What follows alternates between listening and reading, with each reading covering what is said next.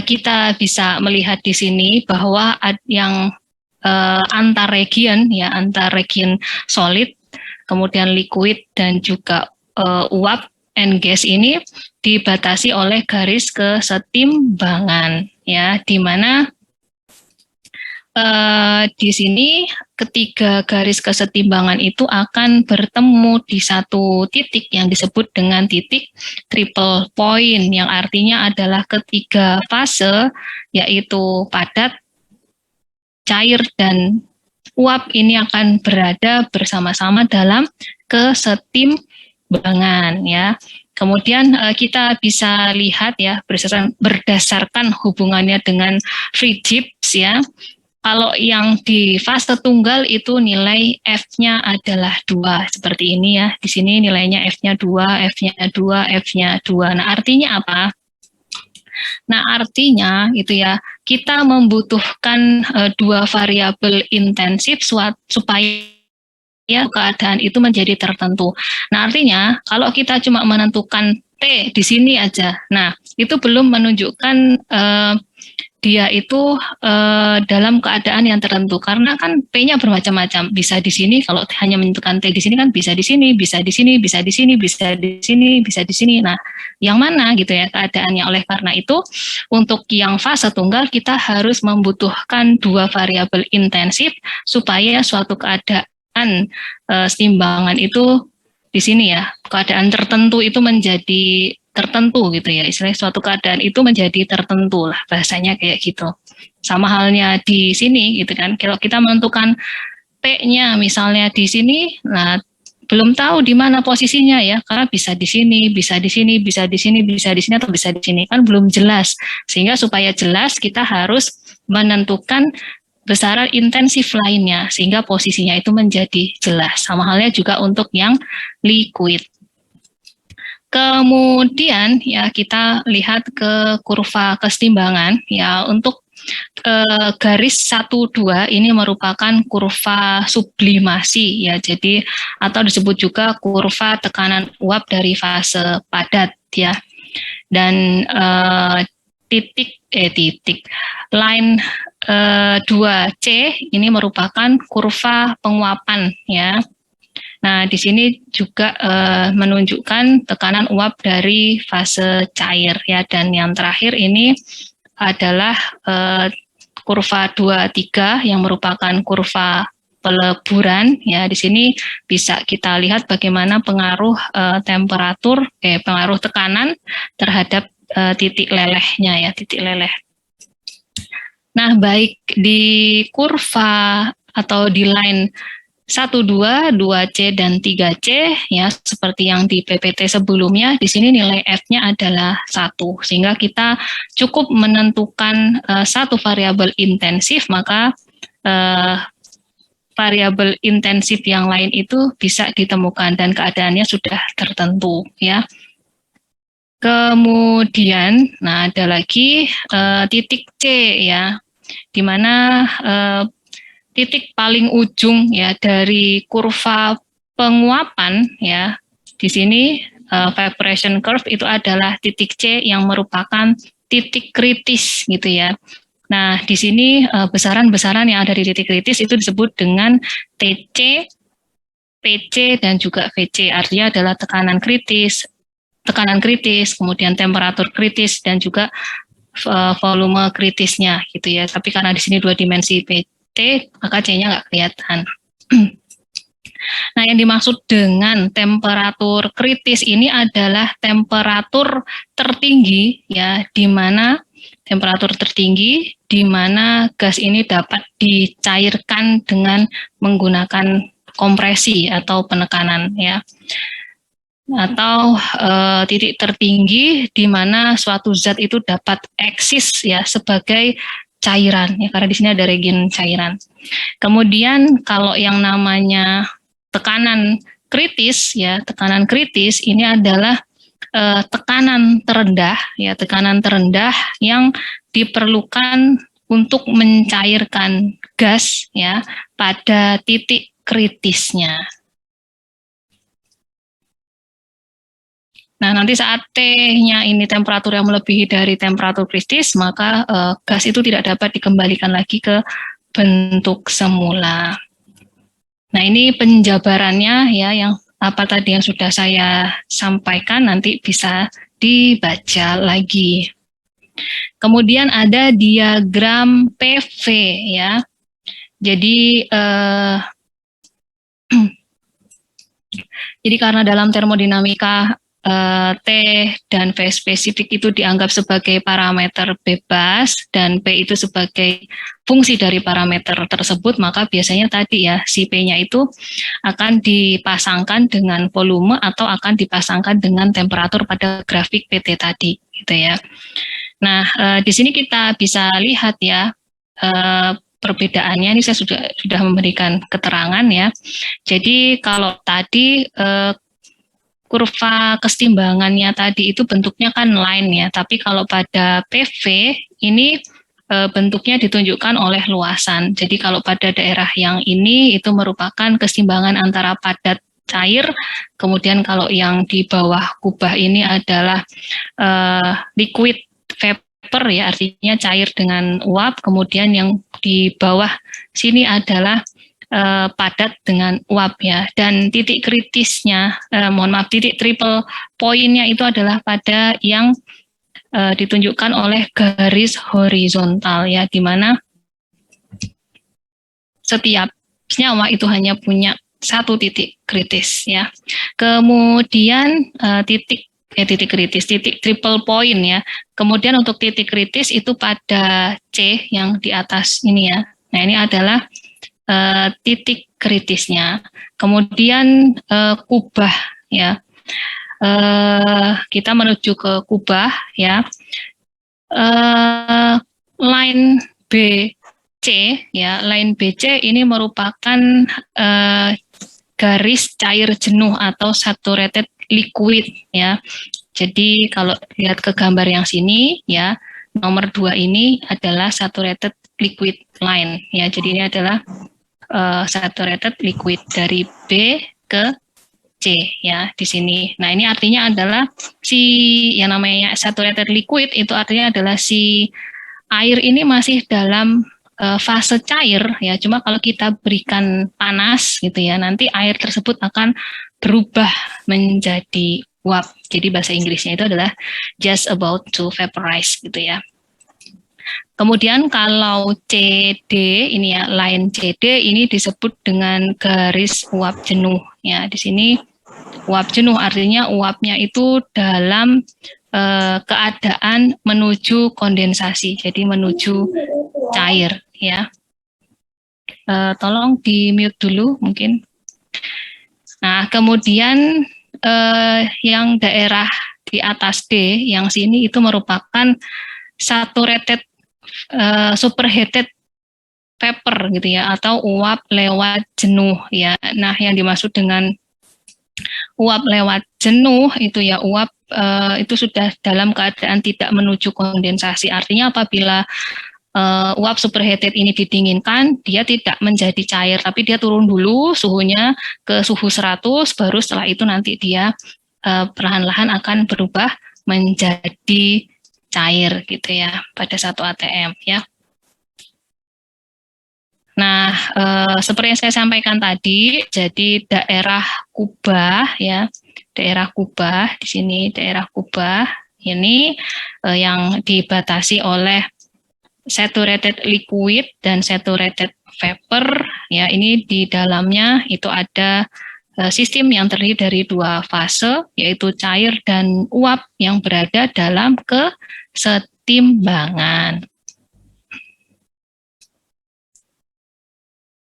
Nah, ini penjelasannya tadi bisa dibaca sendiri. Nah, untuk perilaku keadaan Frida pada keadaan kritis ya, yang hanya dijelaskan di Smith-Vanes itu sebenarnya ingin menunjukkan, jadi pada keadaan di atas titik kritis ya, yang di sini. Nah, ini adalah fluida superkritis ya, yang di sini adalah fluida superkritis. Nah, fluida superkritis ini dia memiliki sifat uap dan cairannya, tetapi kita tidak bisa lagi membedakan antara uap sama cairannya gitu ya. Kalau kita lihat menggunakan kasat pakai kacamata mata manusia gitu, itu kita sudah tidak bisa lagi melihat perbedaan antara cairan dengan uapnya gitu ya. Jadi fasenya itu sudah tidak dapat dibedakan karena sudah homogen ya, di mana liquid fluid tadi itu sudah tidak koeksis lagi gitulah istilahnya, seperti itu. Jadi kalau digambarkannya menurut Smith-Vanes itu ya, pada line yang penguapan ya, evaporate line-nya ini, nah itu kalau yang namanya di sebelah kiri dari line atau kurva penguapan ini, EF ini adalah subcool gitu ya, subcool. Nah ini digambarkannya sebagai suatu tabung gitu ya, yang isinya itu adalah semuanya air gitu ya.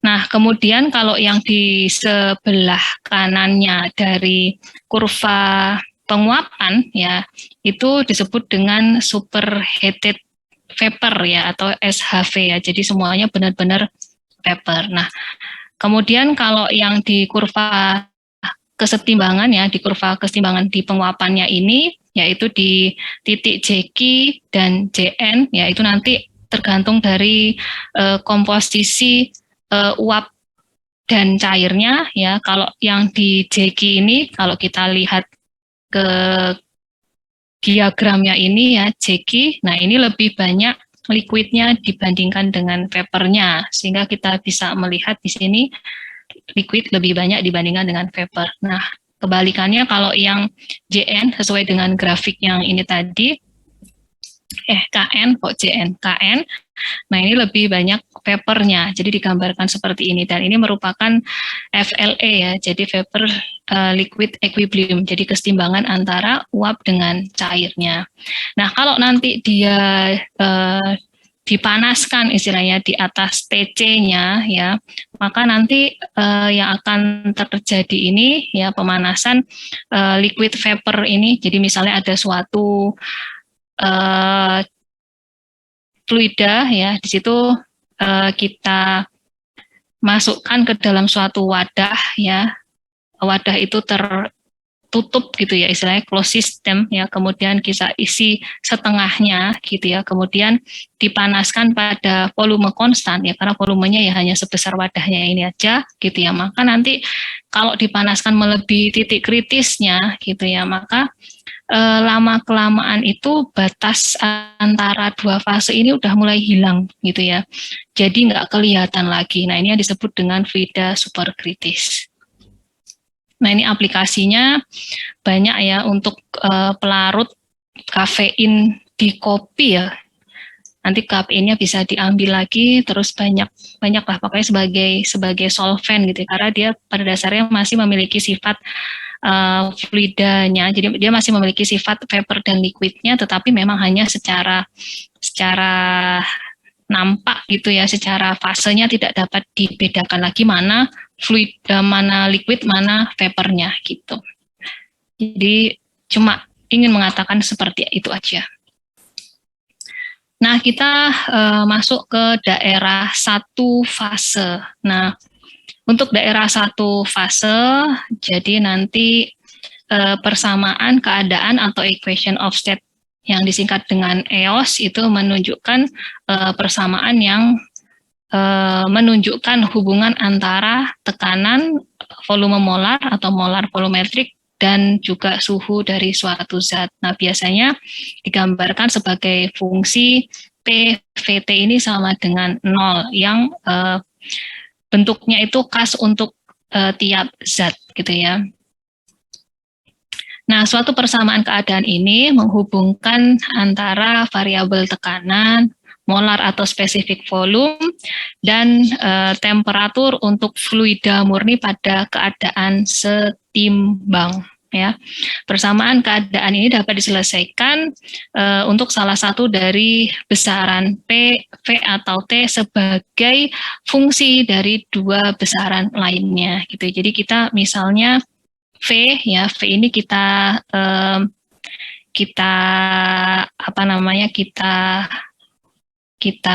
lakukan percobaan ya dengan merubah P-nya gitu ya, sehingga nanti kita dapatkan gitu ya ketika kita merubah V ya terhadap temperaturnya pada tekanan konstan gitu ya, dan juga kita merubah volumenya terhadap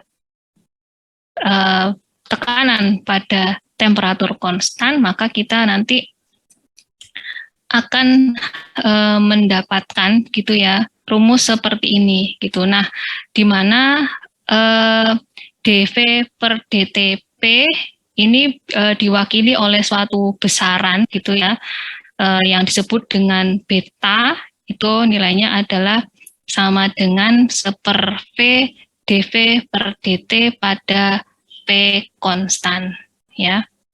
Kemudian yang ini, yang dV per dP pada T konstan, itu diwakili oleh besaran yang namanya adalah kappa, ya, yang nilainya itu sama dengan minus 1/V dV per dT pada temperatur konstan. Nah, kalau kita kembalikan ya ini gitu ya ke dalam persamaan ini, maka kan V-nya nanti akan hadir di sini, kemudian kita tarik ke sini ya, sehingga nanti menjadi persamaan ini. Jadi dV per V sama dengan beta dt min K dt.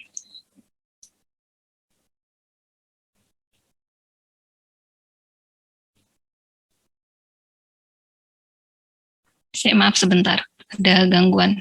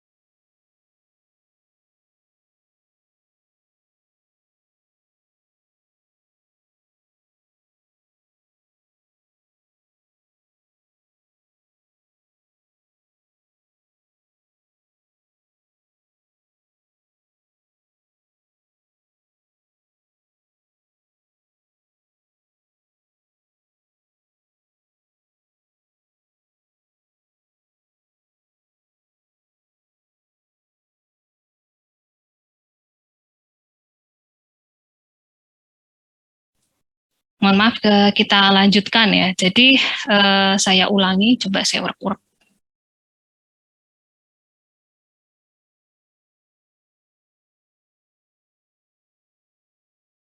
Ini sudah pen ya. Jadi pada dasarnya gitu ya. Tadi kan sudah disebutkan bahwa persamaan keadaan ini dapat diselesaikan untuk salah satu besaran PVT sebagai fungsi dari dua besaran lainnya. Jadi satu besaran itu diubah gitu ya sebagai fungsi dari dua besaran lainnya. Dan biasanya pada percobaan itu yang dirubah-rubah itu adalah nilai V dirubah terhadap P tetap gitu ya, dan T-nya berubah, atau pada T tetap tetapi P-nya berubah. Nah, ini makna dari persamaan ini seperti itu. Jadi si V ini diubah pada tekanan tetap tetapi temperaturnya yang dirubah, kemudian dia si V-nya ini dirubah pada temperatur tetap tetapi tekanannya berubah gitu ya. Maka nanti sebenarnya ini asal usulnya itu panjang ya persamaannya. Jadi kalau diturunkan gitu ya, jadi kita mau menghitung perubahan dari si V gitu ya. Nah, sesuai dengan kalimat ini bahwa salah satu besaran itu bisa fungsi besaran yang lain. Artinya ketika kita merubah P gitu ya pada P yang tetap gitu ya, dirubah pada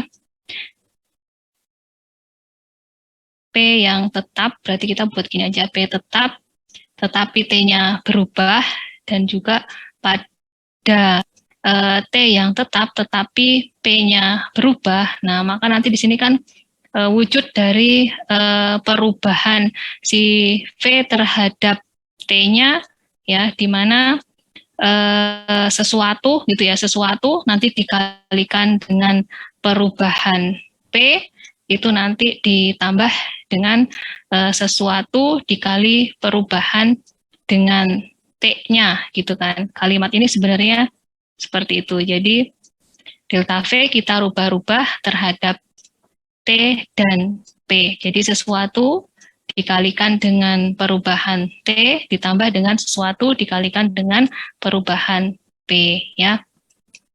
Pada kasus yang pertama ini di mana P ini dibuat tetap gitu ya.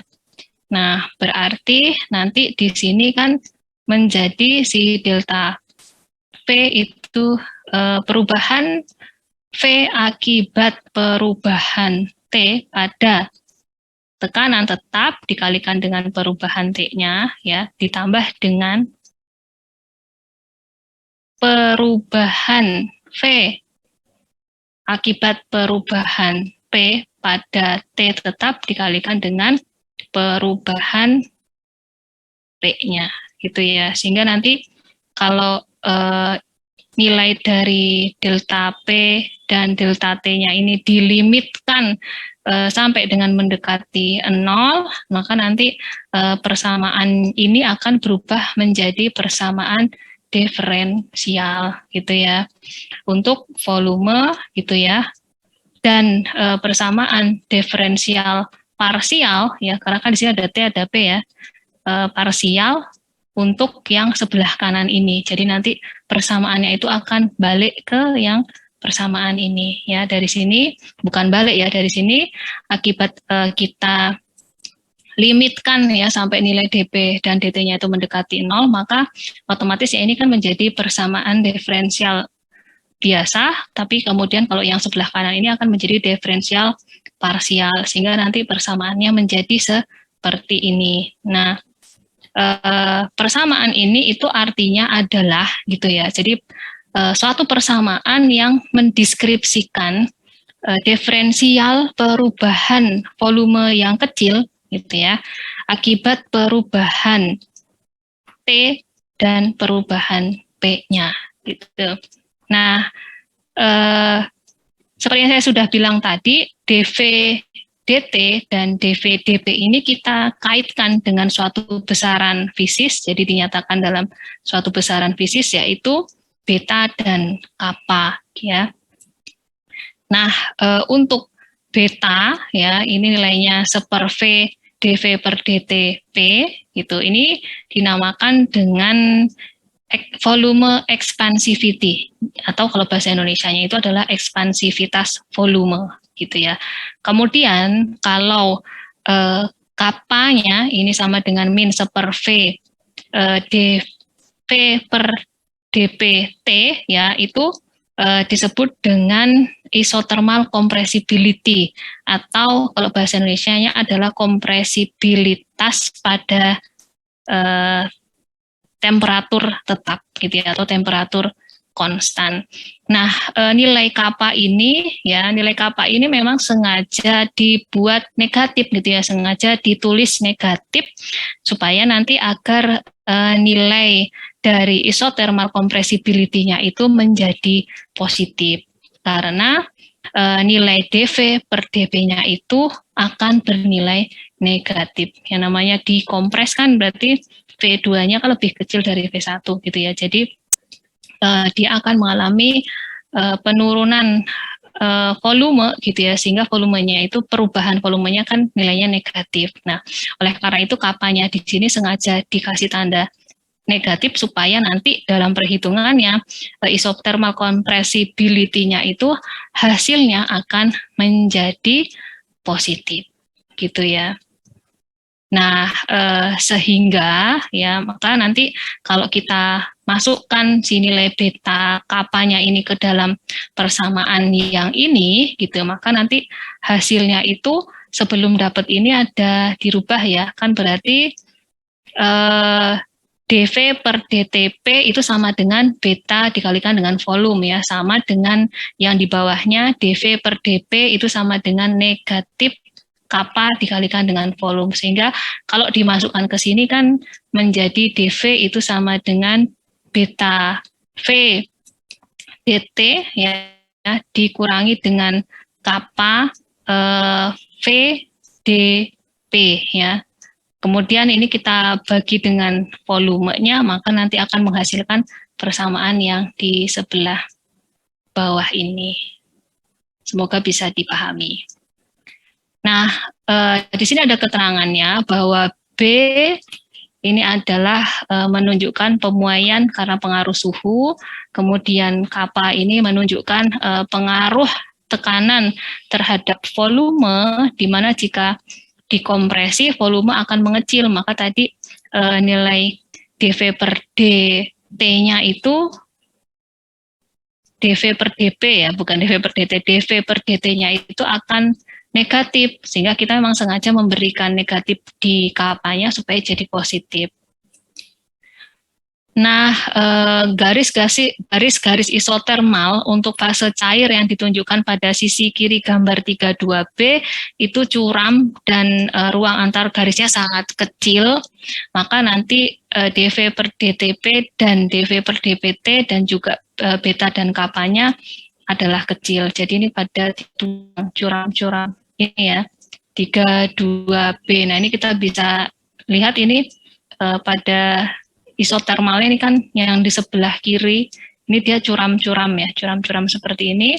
Nah, maka nanti dV per dt dan dV per dP-nya itu dan juga beta dan kapanya itu kecil. Jadi nanti kelakuan fase cair, karena yang di sebelah kiri dari line saturated liquid itu kan subcool ya, jadi fase cair ya, yang dikenal sebagai fluida incompressible, nanti beta dan kapanya itu sama dengan 0.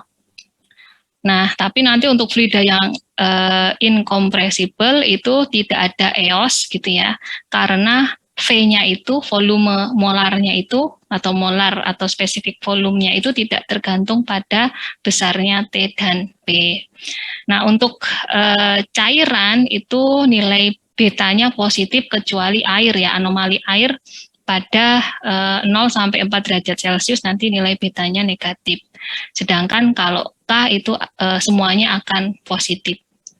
Nah, di daerah jauh dari titik kritis itu pengaruh T dan P pada beta dan kappa yaitu kecil, sehingga beta dan kappa itu dapat diasumsikan menjadi konstan ya, sehingga dari integrasi persamaan ini ya, persamaan ini diintegralkan gitu ya, maka nanti akan diperoleh ln V2 per V1 itu sama dengan beta dikalikan dengan delta T-nya yaitu T2 min T1 dikurangi kappa P2 min P1. Nah, ini nanti penurunan rumusnya silahkan dilakukan sendiri karena sangat mudah ya. Oke, kemudian ini ada contoh soalnya ya pada example 32, bisa dibaca sendiri pada Smith-Van Ness. Nah, di sini ada liquid aseton pada suhu 20 derajat Celcius dan tekanan 1 bar.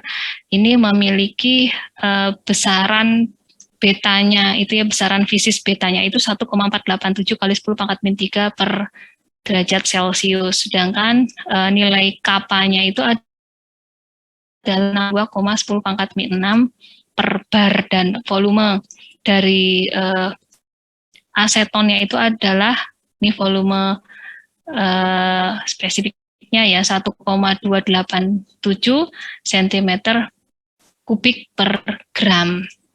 Nah, di sini Anda diminta untuk menghitung nilai dP/dTV pada suhu 20 derajat Celcius dan tekanan 1 bar. Kemudian tekanan setelah pemanasan konstan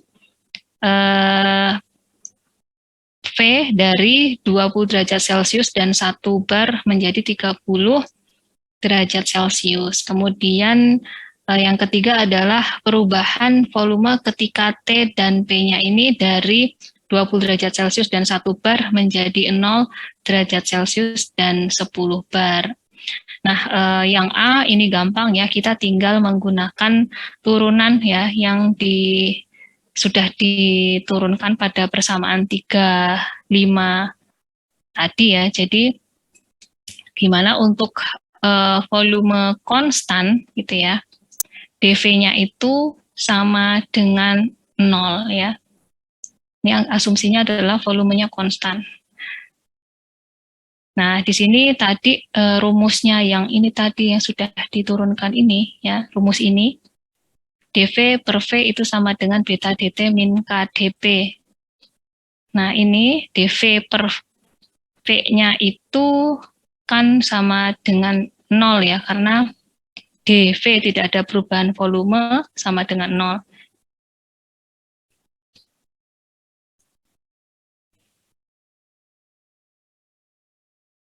Karena ini sama dengan 0, ya maka nanti si beta dt min kappa dp itu sama dengan 0 gitu ya. Jadi nanti kita bisa bagikan gitu ya, beta dt sama dengan kappa dp gitu ya, ini pada volume konstan ya kan.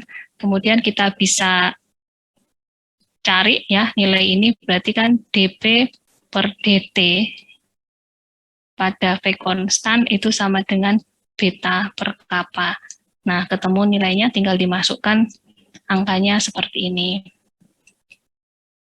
Nah, kemudian jika beta dan kapanya itu diasumsikan konstan ya pada 10 derajat Celcius ya, untuk interval 10 derajat Celcius, maka dan juga kondisinya adalah konstan volume, maka persamaan 36-nya tadi ya yang di sini diturunkan kan jadi ini ya, jadi T2 min T1, P2 min P1 gitu ya.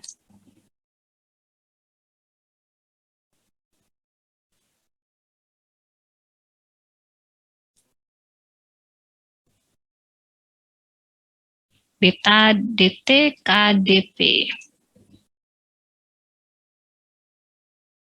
Beta dt ya kan. Kemudian dikurangi KdP.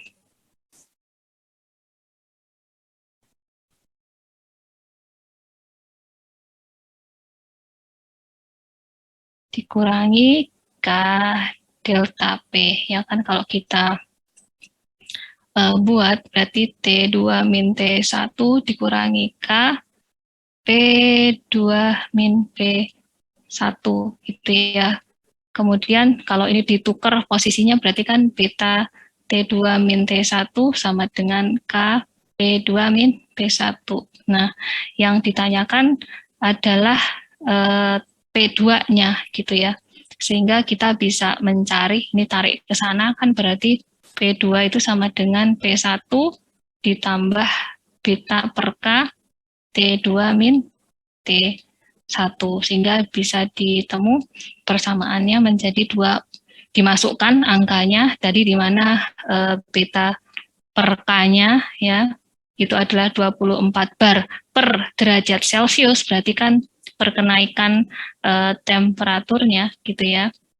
Berarti dikalikan dengan 10 intervalnya ya kan. Dikalikan dengan 10 derajat Celcius ini habis, maka ketemu 240 ditambah dengan 1 bar, ketemunya 241 bar.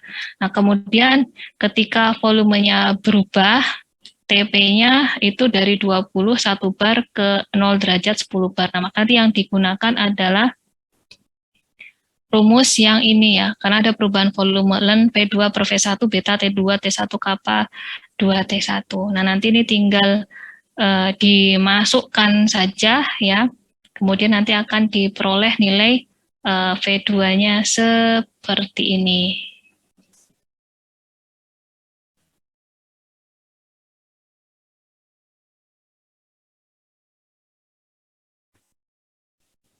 Maka nanti change ya, karena yang ditanyakan adalah perubahan volumenya, ya kan, volume change, jadi kan perubahan volumenya berarti selisih antara V2 min V1.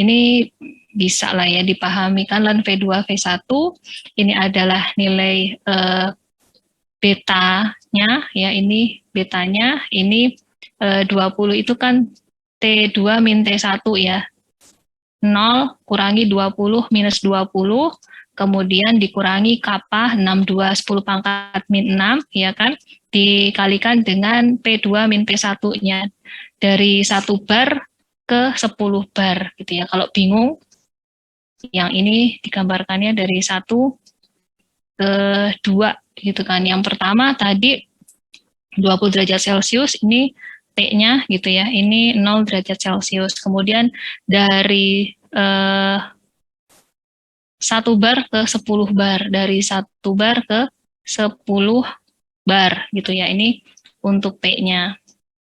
Nah, sesuai dengan rumusnya tadi, kalau ada perubahan V2 per V1 ya, itu sama dengan tadi beta T2 min T1 dikurangi dengan kappa P2 min P1. Nah, ini langsung diselesaikan, dapat ln-nya, ya kan? Dapat nilai ln-nya V2 per V1, kemudian anti-ln, maka dapat tadi V1-nya itu kan nilainya adalah 1, ini V1 1,287. Di sini V-nya 1,287 ya, di sini tidak diketahui. Ya, maka nanti dicari dapat V-nya, karena yang ditanyakan adalah perubahan volume, maka delta V itu sama dengan V2 min V1. Nah, ini bisa dipahami ya dengan mudah. Kemudian kita lanjut ke gas ideal dan keadaan gas ideal. Nah, persamaan gas ideal, jadi gas idealnya itu disingkat dengan IG gitu ya, ideal gas gitu ya, diketahui dari pengukuran beberapa besaran intensif, sehingga nanti akan diperoleh hubungan fungsi P, V, dan T-nya itu adalah sama dengan 0. Nah, dari seorang ahli ya, itu membuat percobaan di mana dia memplotkan antara PV per T sebagai fungsi P. Jadi nilai PV per T ini diplot ya. P-nya dibuat bermacam-macam ya untuk berbagai macam gas ideal ya. Nah, ternyata ya seperti ini gambarannya. Jadi ada suatu ahli, seorang ahli, bukan suatu ahli, seorang ahli, dia ilmuwan gitu ya, dia membuat percobaan dengan memplotkan PV per T yang dirubah terhadap P-nya, nilai P-nya, berbagai macam gas, berbagai macam jenis gasnya gitu, dan ternyata dari grafik tersebut itu diperoleh nilai PVT untuk masing-masing gas ini sangat bervariasi ya. Tetapi kemudian kalau diamati ketika tekanannya ini mendekati 0 ya, ketika tekanannya mendekati 0 sini. Nah, kesemuanya itu menunjuk pada nilai PV per T yang sama ya. Yang besarnya itu setelah dihitung-hitung dalam satuan S itu nilainya adalah sebesar 8,314 kali 10 pangkat 3. Ini mohon maaf ya, saya salah, harusnya super ya, bukan subscript, salah. Ya, jadi 8,314 kali 10 pangkat 3 Joule per mol Kelvin yang disebut dengan R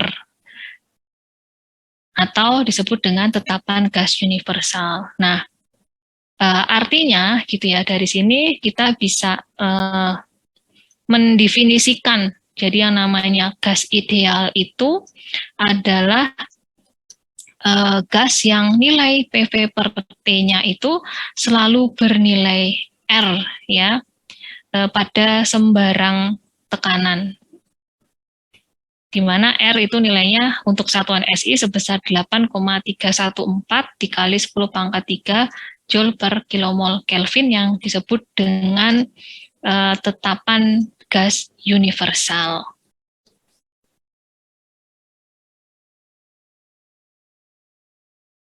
Ini tadi sudah saya sebutkan, jadi pada gas ideal itu nilai PV per T-nya itu selalu angka yang sama, yaitu sebesar R pada sembarang tekanan. Nah, sehingga pada gas ideal ini berlakulah ya rumus PV per T itu sama dengan R ya. Dimana ingat di sini itu adalah V-nya adalah volume molar atau molar volume, artinya volume per mol ya. Nah, ini disebut dengan equation of state atau EOS. Jadi kalau ditulis itu biasanya yang Anda kenal kan PVRT ya. Di sini untuk membedakan V-nya ditambahin IG ya. Sekarang pada Smith-Vaness dikasih IG dan V-nya ini adalah volume molar, karena Anda kan biasa melihat di sini tuh N ya, PV NRT. Nah, karena N-nya ditaruh ke bawah sini ya, sehingga V-nya ini menjadi volume molar, maka rumusnya akan menjadi seperti ini. Jadi PV IG ya, gas ideal itu sama dengan RT. Dan catatan lagi bahwa energi dalam untuk gas nyata itu tergantung pada tekanan dan volume. Di mana ketergantungan tekanannya ini dihasilkan dari gaya antar molekulnya. Nah, pada gas ideal itu tidak ada gaya antar molekulnya gitu ya. Jadi asumsinya karena jaraknya berjauhan ya, akibat P-nya sangat kecil, itu otomatis kan volumenya menjadi sangat besar ya, dan jarak antar molekulnya itu diasumsikan tidak ada gitu ya. Jadi ketika P-nya mendekati 0 ya, tidak ada gaya antar molekul, maka energi dalamnya itu hanya bergantung pada suhu ya. Ini untuk gas ideal. Kalau gas nyata itu energi dalam itu dipengaruhi oleh tekanan dan suhu. Tapi kalau karena gas ideal di mana tidak ada gaya antar molekul ya, karena jarak antara molekul satu dan molekul yang lain itu jauh gitu, maka pada gas ideal itu energi dalamnya itu hanya fungsi temperatur. Oleh karena itu ditulislah jadi energi dalam gas ideal itu merupakan fungsi dari temperatur. Nah, sekarang kita akan masuk ke dalam pembahasan hubungan antar sifat pada gas ideal. Ini sebentar lagi asar, nanti mohon izin ibadah dulu ya, yang umat Islam 15 menit. Kita sambil menunggu azannya selesai, tidak apa-apa lah ya. Nah, kita lanjut satu PPT ini dulu ya. Jadi hubungan antar sifat pada gas ideal.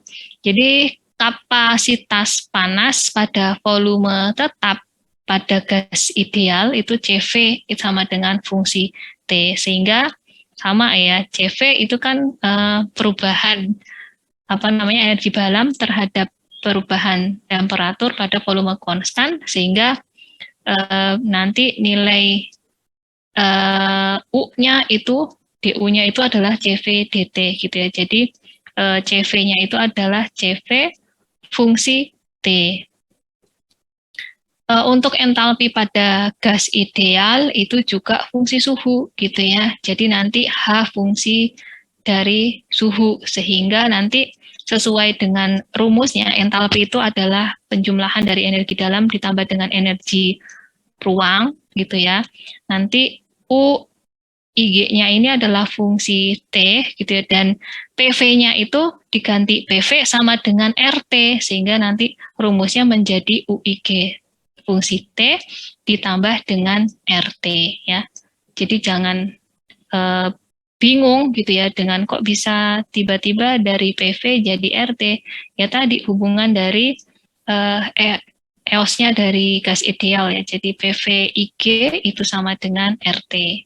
Ya, sehingga nanti ini diganti ke sini. Jadi rumusnya yang ini itu berubah menjadi ini ya, dan H itu fungsi temperatur.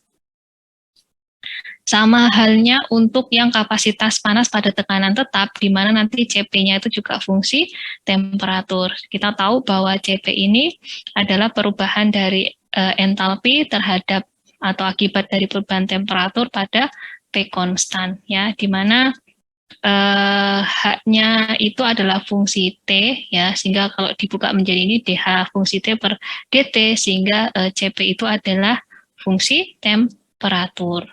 Nah, nanti hubungan antara CV dan CP pada gas ideal ya, di mana CP itu kan sama dengan ini saya nggak baca IG-nya, tapi maksudnya gas ideal ya. Jadi perubahan H terhadap perubahan T itu sama dengan perubahan energi dalamnya dibagi dengan perubahan T ditambah dengan R ya, sehingga nanti U-nya ini gitu ya, U-nya ini akan menjadi CV ya. Di sini kan U itu kan CV, jadi CV plus R. Jadi ini itu sebenarnya diturunkan dari rumus yang di atas gitu ya. Jadi H itu sama dengan U ya, fungsi T ditambah dengan RT. Nah, jadi ketika nanti kita istilahnya adalah kita